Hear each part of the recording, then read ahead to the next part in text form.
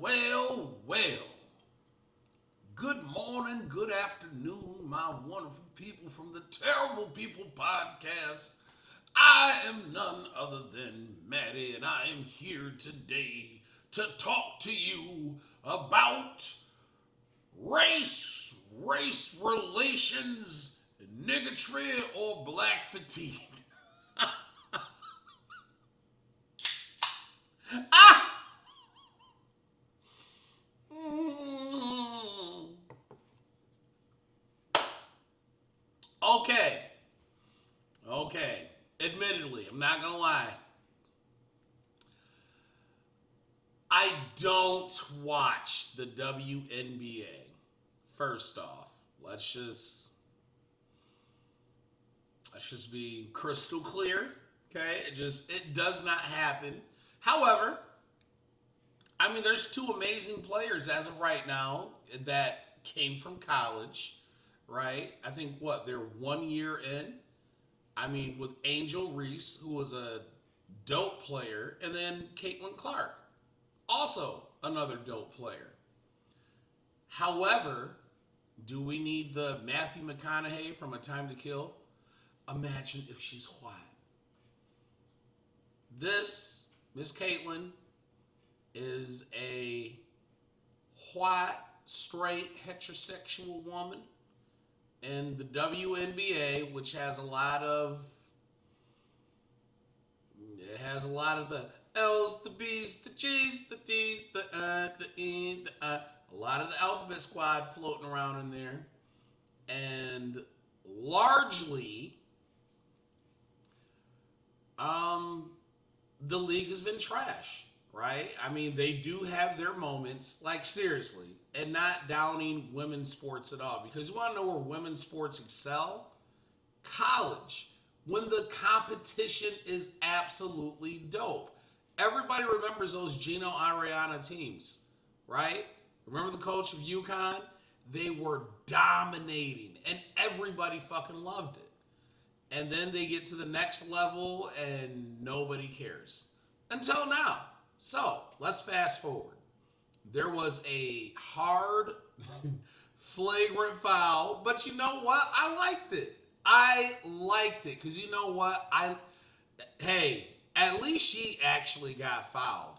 You got LeBron out here. Somebody sneeze at this nigga, and he is acting like he's in one of them Nigerian films. The way his black ass be falling all over the damn court, acting like he Ricky and just got shot.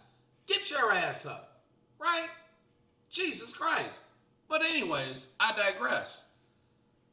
So it was a very hard foul, but everything that followed, due to people just voicing their opinion about a good game, bro, RG3, he has a white wife. It's not right. Oh my God. Every time you have to say something about your white wife, you're denigrating a black woman. This is what these people do. This is what these people do. But here's the thing, the more you keep doing this, the further of a the further you keep pushing everybody else away. And now it's to the point to where those same people, those same blue-haired white girls, those same, chicks at Starbucks, we're not going to get our Starbucks anymore because of discrimination. All those people don't seem to fucking care anymore. That's the whole thing, right? You have people talking about support your sister, right? Everybody wants everything to be Wakanda. And yet again, and this is just being fair, this is being equal, right? Isn't this is what the communists want, right? Equality, equity, equability, right? So what does it look like when white girls start saying, hey, yo, we're going to support ours? We only going to support ours, fam. That's how we do things, right? This is the world that you created. Somehow magically, you moonwalked us back into Spike Lee, Do the Right Thing, right? Everybody remembers the infamous pizza scene. What did that man say? You know, Spike had to get his off. Fuck John Wayne. Fuck Elvis Presley. Yah, yah, yah. And what did he say? All right. Fuck Michael Jackson. Fuck Jimi Hendrix, I think, because I haven't seen the movie in such a long time. But, you know. And then we all know what happened. People were pissed off. Radio Raheem gets killed. And there's all this unrest, right? And for what? For what? Like, seriously, we are much better off today. We don't need these problems. We don't actually have these problems. This is like 25 years from now, people are going to look back and be like, damn, these motherfuckers were straight tripping.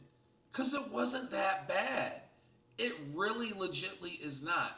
But when you go around looking for that mythical white oppression and the systemic, endemic, and all these other big ass words, the microaggressions, all you do is turn people off. And that's exactly where we are. And all I'm asking is are you, okay? Because I hear it all the time from a lot of different black people. We need to have our own. Okay, what does that look like? What does it look like when some of our own black businesses are the worst to go to? You get treated like a piece of shit. Everybody is entitled, and they got a bad attitude. It's like that Dave Chappelle episode of Pop Copy, right? Because don't nobody take anything seriously, and then you got to kiss these people's ass just to get some service, right? That's not how it works. It's just not, right? Come on, man. And I'm not saying there's nothing wrong with just doing business in your community, which everybody else seems to do, but that's the underlying thing. It's a community effort. We don't have a community. There is no black community. And what is left of the black community, honestly, for the most part, is trash, right?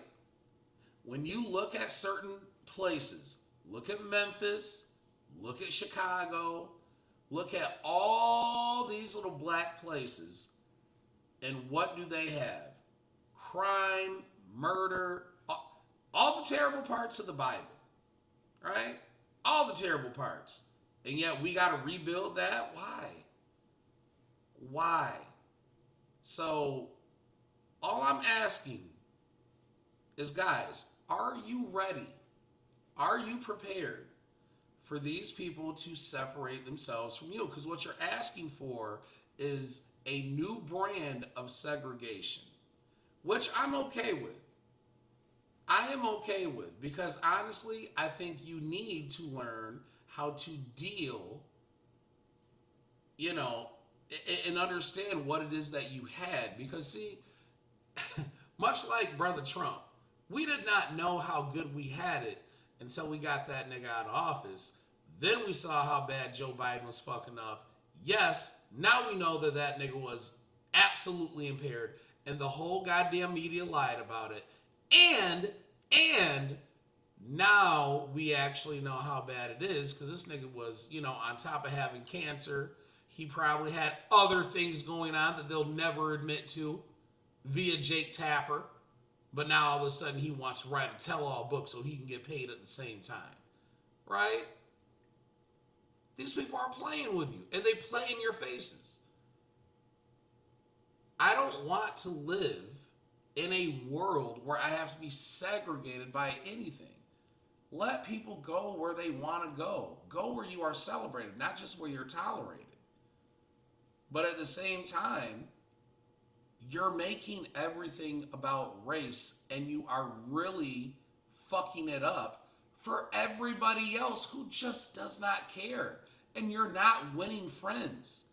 Nobody cares that Boom Quisha is going to bully you anymore, right? They don't. And this is the perfect example right here. That's all I'm saying. So, everybody, that's my time for this morning. Everybody, remember, please like, comment, subscribe, and hey, in the meantime, try not to have a nigga moment, and I will see you in the next one.